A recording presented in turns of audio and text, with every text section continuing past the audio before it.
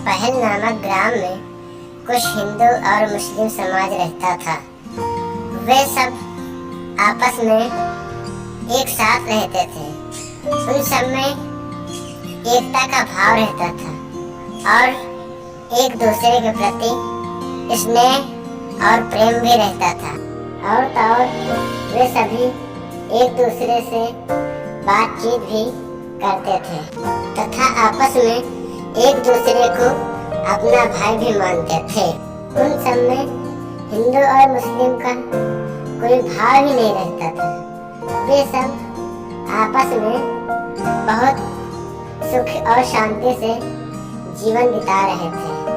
परंतु आगे कौन देखा है कि क्या होने वाला है, कि ऐसा समाज तिनके का समान एक पल में ही बिखर जाने वाला है।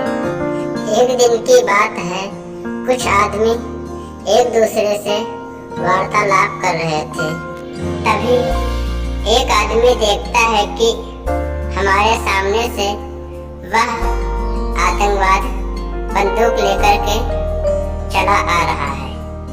तब लोग वहां घबरा गए और वह आतंकवाद उनके पास आकर के उन सभी बेजानों को अपनी बंदूक की गोली से उन लोगों को मार देता है और उन सब मासूमों की मृत्यु हो जाती है।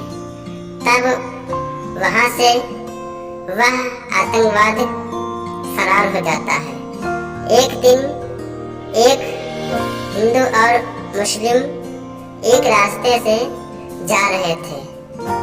वह आतंकवाद उन दोनों को एक गांव के किनारे मिलता है। वह उनके पास आता है और आकर के उन लोगों से बोलता है कि सुनो, तुम दोनों में से हिंदू कौन है और मुस्लिम कौन है? मुझे सच सच बताना, वरना मैं तुम्हें यहीं जान से मार दूंगा। फिर डर के मारे वह व्यक्ति बोलता है, मैं हिंदू समाज से हूँ, मुझे मत मारो, मुझे छोड़ दो। अच्छा, अब तुम बताओ, तुम किस समाज के हो? हिंदू समाज के हो या मुस्लिम समाज के? मैं मुस्लिम समाज का हूँ। अरे मियाँ, तुम तो हमारे बिरादरी हो, हम तुम्हें कैसे मार सकते हैं? फिर जब वह व्यक्ति उस पर बंदूक तानता है तो वह मुस्लिम समाज का व्यक्ति बोलता है और कहता है कि नहीं भाई, तुम इसे मत मार, ये हमारा दोस्त है और वास्तव में देखा जाए तो हम सब एक भाई भाई के समान हैं। हम इस तरह अपने भाइयों को क्यों मारते हैं, क्यों खून की नदियाँ बहाते हैं?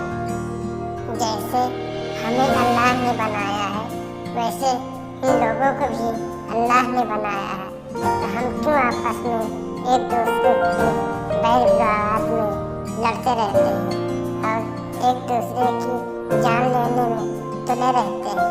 तब वह आतंकवाद बोलता है, देखो मियाँ, तुम हमारे बीच में मत पड़ो और मैं ये सब बातें नहीं जानता। अगर तुम हमारे बीच में पड़ोगे तो तुम भी मारे जाओगे। तब वह व्यक्ति बोलता है, भले ही तुम मुझे मार दो, परंतु मैं इसे नहीं मारने दूंगा। फिर वह आतंकवाद नाराज हो जाता है और कहता है कि ठीक है, तुम दोनों की यही इच्छा है तो हम तुम दोनों को ही खत्म कर देते हैं। फिर वह आतंकवाद दोनों को अपनी गोली से मार देता है। फिर वे दोनों वहीं मर जाते हैं।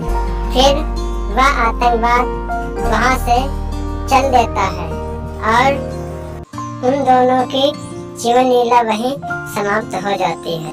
बंधुओं, आज हमारे देश में या कहा जाए हमारे समाज में यही चल रहा है।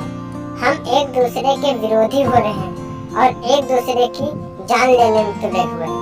हमें ये नहीं समझ है कि हम जिसकी जान ले रहे हैं आखिर वह भी एक इंसान है, वह भी हमारा एक भाई है।